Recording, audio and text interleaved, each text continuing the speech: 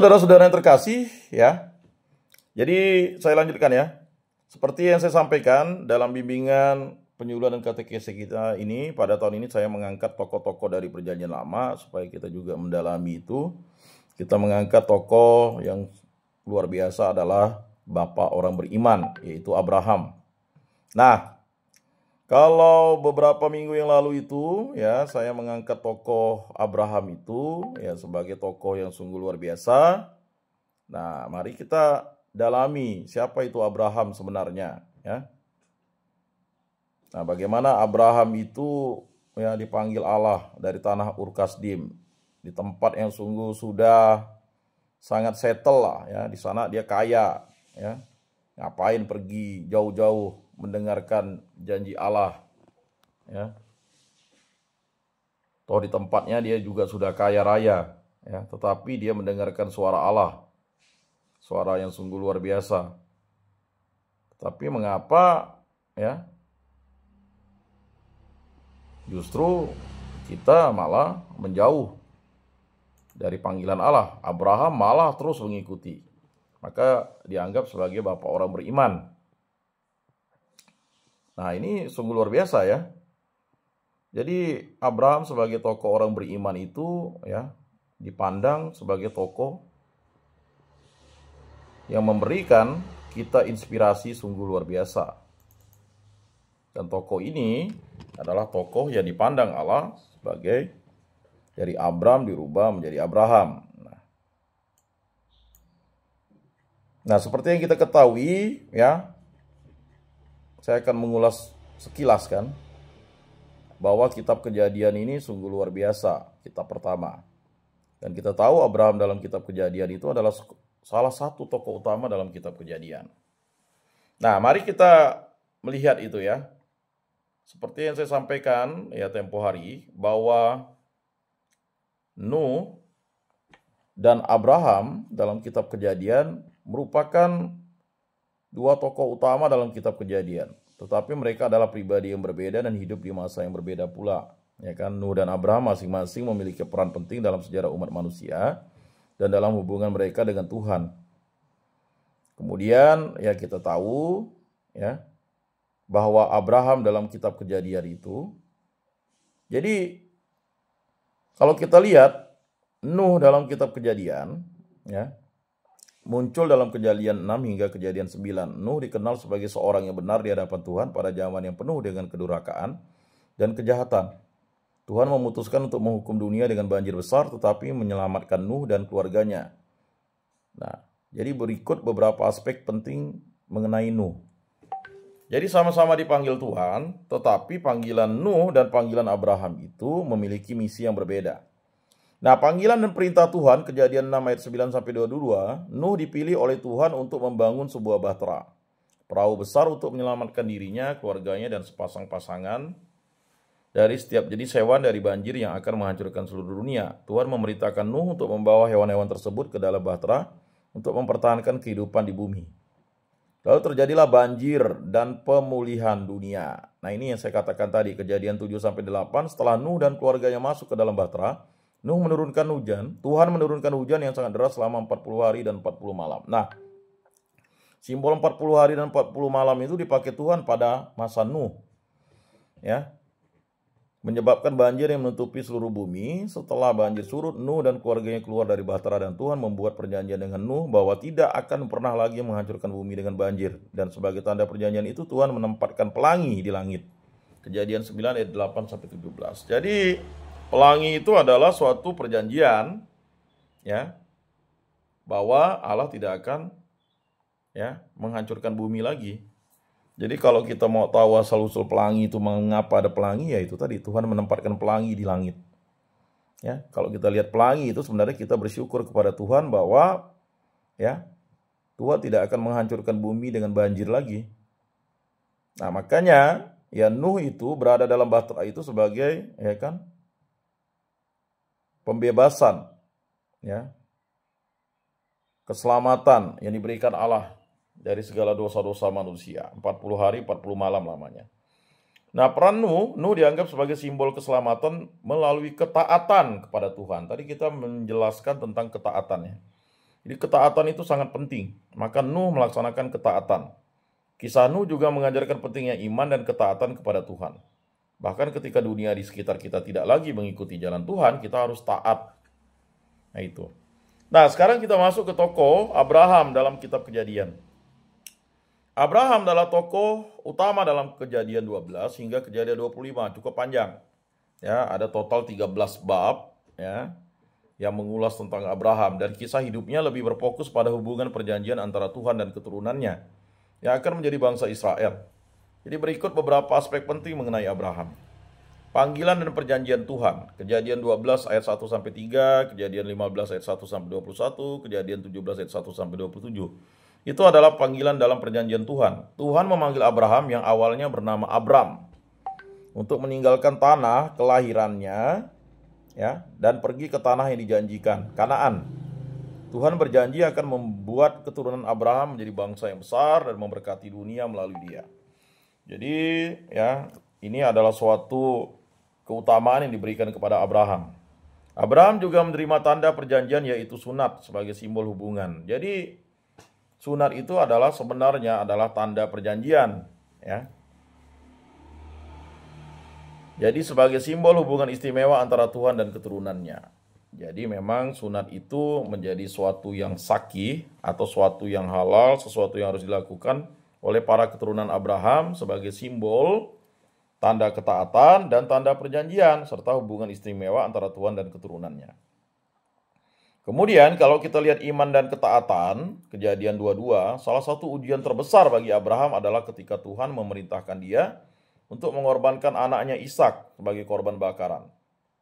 Abraham menunjukkan iman dan ketaatan yang luar biasa dengan siap untuk melakukan perintah Tuhan. Namun pada saat terakhir, Tuhan menghentikan dia dan memberikan domba sebagai pengganti korban. Kisah ini menjadi simbol penting dalam ajaran Kristen tentang pengorbanan dan iman. Jadi kalau ada ketaatan dan iman, ada juga pengorbanan dan iman. Nah ini adalah dua sisi mata uang yang tidak bisa dipisahkan. Ketaatan dan iman, pengorbanan dan iman. Jadi ketaatan dan pengorbanan itu adalah satu paket untuk kita tetap setia kepada Allah. Nah peran Abraham. Abraham dianggap sebagai bapak orang beriman yang oleh karenanya imannya kepada Tuhan. Dia dipilih untuk menjadi sumber berkat bagi seluruh umat manusia. Ingat, sumber berkat bagi seluruh umat manusia. Dalam tradisi Kristen, Abraham juga dipandang sebagai nenek moyang Yesus Kristus melalui keturunannya. Ya, dia adalah nenek moyang Yesus Kristus. Jadi Abraham itu ya merupakan nenek moyang Yesus Kristus melalui keturunannya. Perbedaan antara Nuh dan Abraham, kalau Nuh dan Abraham ini kan zaman dan peran. Nuh hidup di zaman yang jauh lebih awal dari Abraham. Nuh hidup pada masa ketika dunia penuh dengan kejahatan dan Tuhan memutuskan untuk memulai kembali umat manusia dengan menyelamatkan Nuh dan keluarganya melalui banjir. Sebaliknya Abraham hidup di masa yang lebih terstruktur dan diberi perjanjian khusus oleh Tuhan mengenai tanah dan keturunannya yang akan menjadi bangsa Israel. Tantangan dan panggilannya. Nuh dipanggil untuk menyelamatkan dirinya dan keluarganya dari kehancuran dunia dengan membangun bahtera dan mengumpulkan hewan-hewan. Sedangkan Abraham dipanggil untuk menjadi bapa bagi sebuah bangsa besar dan menjadi saluran berkat bagi seluruh umat manusia melalui keturunannya. Nah itu dia perbedaan antara Nuh dan Abraham ya. Jadi Abraham itu dipanggil untuk menjadi bapa bagi sebuah bangsa besar dan untuk menjadi saluran berkat bagi seluruh umat manusia melalui keturunannya. Lalu perjanjian dengan Tuhan. Tuhan membuat perjanjian dengan Nuh setelah banjir. Berjanji untuk tidak menghancurkan bumi dengan banjir lagi dan memberikan tanda pelangi. Sedangkan dengan Abraham, Tuhan membuat perjanjian yang lebih spesifik tentang tanah perjanjian dan janji akan keturunan yang banyak yang kelak menjadi bangsa Israel. Nah, meskipun Nuh dan Abraham memiliki peran penting dalam kitab Kejadian, mereka adalah tokoh yang berbeda dengan peran dan panggilannya yang berbeda. Nuh adalah simbol keselamatan dari kehancuran melalui ketaatan kepada Tuhan, sementara Abraham adalah simbol iman dan perjanjian antara Tuhan dan umatnya. Dengan janji bahwa melalui keturunannya berkat akan datang bagi semua bangsa. Kedua tokoh ini merupakan bagian integral dari kisah penyelamatan yang berlanjut sepanjang kitab Kejadian dan seterusnya dalam Alkitab.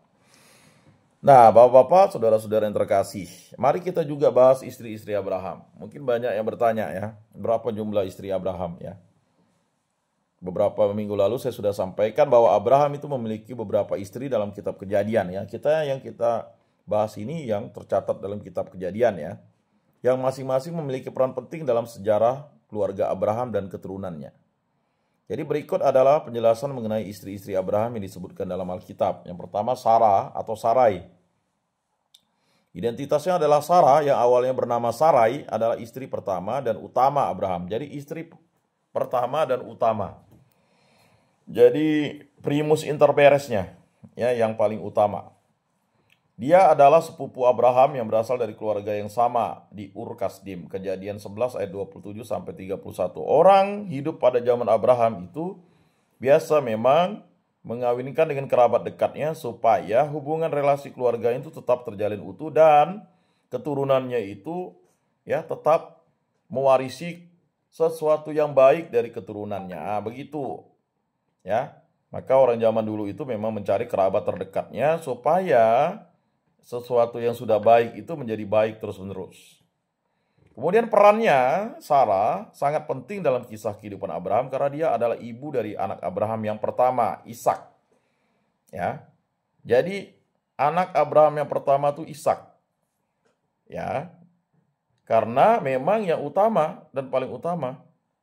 Meskipun pada awalnya Sarah tidak dapat melahirkan anak karena usianya yang sudah lanjut, Tuhan berjanji bahwa Sarah akan mengandung anak yang akan menjadi pewaris janji Tuhan kepada Abraham. Kejadian 17 ayat 15 sampai 19. Lalu keajaiban kelahiran Ishak.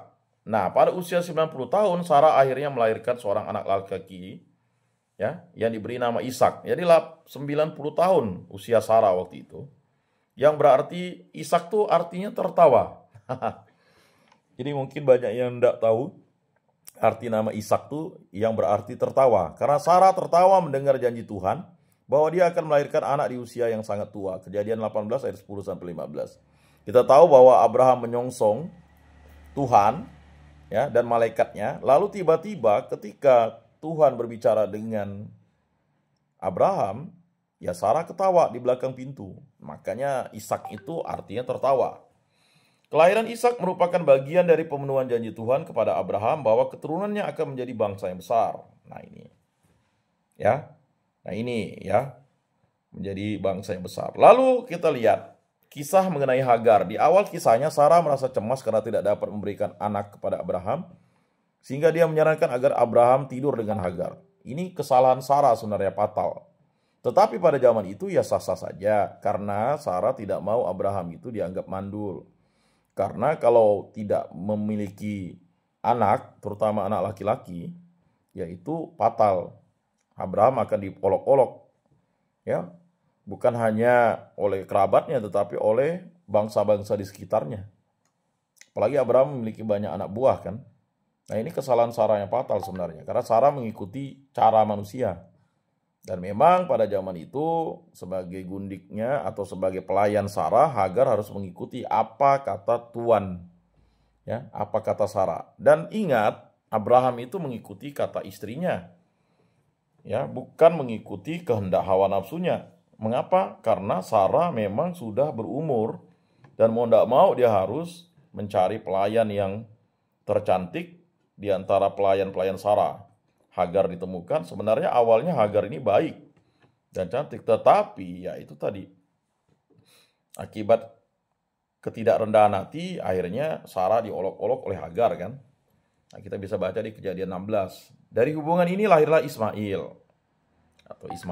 Meskipun Sarah sempat merasa cemburu terhadap Hagar dan anaknya, Tuhan tetap memperhatikan Ismail dan memberkati keturunannya. Nah, tetap keturunan dari Hagar ini Ismail diberkati Tuhan. Tetapi berkat yang utama dan paling utama adalah berkat kepada Ishak.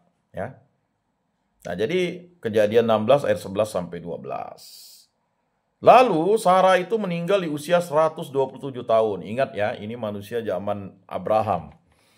Jadi Sarah itu meninggal 127 tahun dan Abraham membeli sebuah gua di Makpela sebagai tempat pemakamannya. Kita bisa baca Kejadian 23. Jadi tradisi pemakaman di tempat pemakaman itu, gua atau dibuat gua itu sudah terjadi pada zaman Abraham. Jadi mereka membeli sebuah gua di Makpela, bisa membuat gua alami atau gua buatan, ya. Maka orang pada itu menguburkan orang di dalam gua, ya. Mengapa? Karena lebih efektif dan lebih terjaga dan mudah untuk mengumpulkan tulang belulangnya pada suatu saat, dan gua lebih tahan ya terhadap oksidasi atau terhadap hal-hal yang sifatnya ya bisa merusak terutama tulang belulang kan. Dan juga dikaitkan dengan zaman ya purbakala dulu atau zaman purba, ya, bahwa gua-gua itu dipandang sebagai tempat yang layak dan cocok kan begitu. Dan supaya kalau ada tradisi lain itu rohnya itu berada di situ saja begitu. Nah, Bapak-bapak, saudara-saudara yang terkasih, kita berikutnya masuk ke istri kedua Hagar itu karena kesalahan Sarah. Jadi sebenarnya Hagar ini adalah kesalahan Sarah karena Sarah itu sudah bingung, ya, pusing 7 keliling di usia 89, di usia yang cukup tua, umur 80-an belum punya anak, bagaimana nih kan begitu. Ya. Tetapi itulah Sarah, karena Sarah sama seperti Lot punya istri, suruh jangan melihat tiang atau melihat Sodom dan Gomora, jadilah dia tiang garam kan begitu. Nah, kejadian juga dengan Sarah.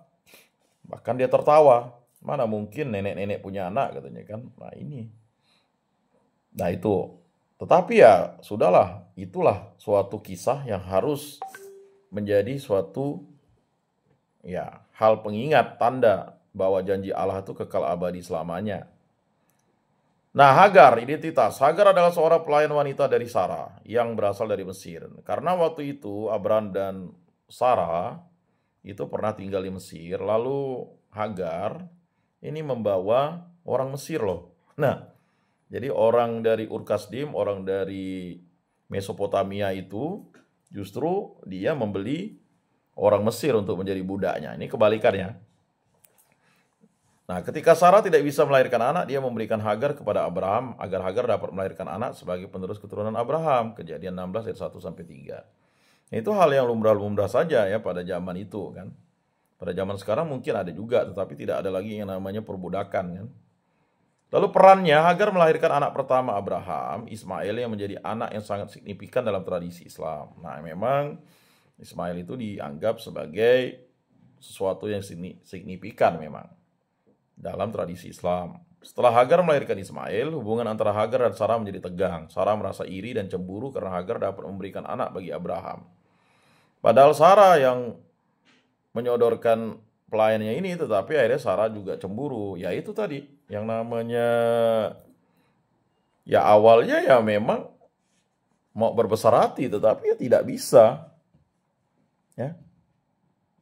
Karena Hagar dapat memberikan anak bagi Abraham, sehingga Hagar diusir bersama Ismail ke padang gurun. Jadi karena Sarah nangis, ya apapun yang utama, ya Abraham menganggap Sarah adalah segala sesuatu bagi dia. Karena Sarah dibawa dari tanah dan satu keturunan, kemudian Sarah menangis, ya Abraham tidak tega kan. Walaupun si Hagar ya tidak dicintainya, karena hanyalah budaknya Sarah. Walaupun itu Ismail anaknya, ya diusir bersama Ismail ke padang gurun. Namun Tuhan mendengarkan doa Hagar dan menunjukkan kasihnya kepada Hagar dan Ismail, memberikan janji bahwa Ismail juga akan menjadi bangsa yang besar. Kejadian 16 ayat 7-12. Nah, ini terjadilah di sini nih, sering terjadi pro dan kontra, perdebatan yang sangat sengit. Ya. Jadi sangat sengit, dan akibatnya bukan kasih yang diutamakan, tetapi ya itu tadi. Terjadinya persaingan yang ya saya anggap persaingan yang terus-menerus lah akan terjadi sampai dunia berakhir ya. Kisah Hagar dan Ismail. Setelah diusir, Hagar dan Ismail diberi minum dan makanan oleh Tuhan melalui malaikat. Jadi ya, walaupun Hagar ini adalah ya akibat kelakuan Sarah menyodorkannya kepada Abraham, tetapi Tuhan itu memberkati juga. Karena apa? Karena Hagar dan Ismail itu ya berasal dari berkat Abraham itu tadi. Jadi apa yang dipegang Abraham itu menjadi berkat. Ya. Nah, lalu memberikan makanan oleh Tuhan melalui malaikat, dan mereka ditemukan di padang gurun. Ismail kemudian menjadi bapak dari 12 anak yang menjadi kepala suku-suku bangsa yang besar yang dalam tradisi Islam dikenal sebagai nenek moyang bangsa Arab, yaitu. Jadi Ismail juga nanti punya 12 anak laki-laki, ya kan? Nah, berikutnya istri yang ketiga itu ya Keturah. Nah, ini identitasnya, Keturah adalah istri ketiga Abraham setelah kematian Sarah. Jadi, ya, pada waktu itu Abraham itu tidak lagi dia mau mengambil pelayan ya, tetapi dia mengambil istri namanya Keturah. Ya, karena Sarah sudah meninggal. Nah, wajar-wajar saja ya. Pada prinsipnya Abraham ini adalah monogami ya. Karena Hagar itu disodorkan kepada Abraham karena Abraham patuh kepada Sarah. Ya. Tetapi setelah Hagar meninggal, Hagar kan diusir. Ya kan? Ya, Abraham tidak lagi mengambil dia sebagai istri keduanya, walaupun memang itu dicatat sebagai istri keduanya. Tetapi istri yang sah keduanya itu adalah Keturah, tetapi ya hitungannya ketiga. Jadi Keturah tidak disebutkan secara rinci dalam banyak bagian Alkitab, tetapi namanya tercatat dalam Kejadian 25 ayat 1-6. Perannya, Keturah melahirkan 6 anak bagi Abraham: Jimran, Yoksam, Medan, Midian, Isbak, dan Suah. Dan kita tahu anak-anak Keturah ini menjadi pendiri bangsa-bangsa, terutama Midian, yang menjadi salah satu kelompok suku yang dikenal dalam sejarah Israel. Salah satu keturunan Midian yaitu Yitro, bahkan menjadi mertua Musa. Jadi Musa yang merupakan keturunan Yakub, Yakub itu keturunan Ishak, Ishak itu keturunannya Abraham, itu akhirnya ya dia mendapat perlindungan dari yang satu keturunan leluhurnya, yaitu keturunan Midian, iman Yitro. Mengapa Yitro itu juga diberkati Allah? Karena dia imam ya, imam dari keturunan Midian itu. Karena Midian itu adalah anak-anak Abraham. Jadi kalau ditarik kesimpulannya, ya kan, ya dia ini adalah saudara kandung. Kalau saudara kandung itu kan beda mama, ya saudara kandung. Misalnya Ishak, Ismail, ya kan. Ya Ishak, Ismail ya saudara. Ya, saudara satu bapak itu tadi. Ya sama seperti anak-anak Yakub kan satu dianggap anak-anak Yakub, walaupun ya istrinya ada 4. Ya, yang dimaksud istrinya ada 4 karena ya itu tadi, kejadian itu diulang, Abraham itu diulang oleh cucunya itu. Jadi kalau kita lihat ya, Midian itu adalah ya adiknya dari Ishak. Ya kan, karena Abraham ya kan kawin dengan Keturah. Jadi ada abangnya Ishak ya, Ismail. Itu abangnya karena memang lebih tua kan. Tetapi anak yang pertama dari Sarah ya yang utama adalah ya Ishak. Ya, kemudian ada adik-adiknya seperti Jimran, Yoksan, Medan, Midian, Isbak, dan Suah. Karena Abraham ini memiliki 1, 2, 3, 4, 5, 6, 7, 8. 8 anak laki-laki ya yang dicatat. Jadi, dan lalu Midian itu, yang akhirnya Musa dari keturunan Lewi itu lari, ya, karena dia membunuh orang Mesir, dan akhirnya dia ditolong oleh Yitro. Dan akhirnya kawin dengan anak Yitro. Nah, kehidupan setelah Sarah meninggal, Abraham menikahi Keturah. Dan bersama Keturah dia memiliki banyak keturunan. Namun dalam Kejadian 25 ayat 5-6 dikatakan bahwa Abraham memberikan warisan utama kepada Ishak anaknya dengan Sarah. Jadi warisan utama itu hanya jatuh kepada Ishak. Karena dia adalah anak yang paling utama dan berasal dari Sarah. Dan memberikan sebagian dari warisannya kepada anak-anaknya dari Keturah yang kemudian dikirim ke timur jauh. Jadi sebagian warisannya dikasih Keturah. Nah, tidak disebutkan mengapa dia tidak memberikan warisannya kepada Ismail, karena sudah diusir. Ya.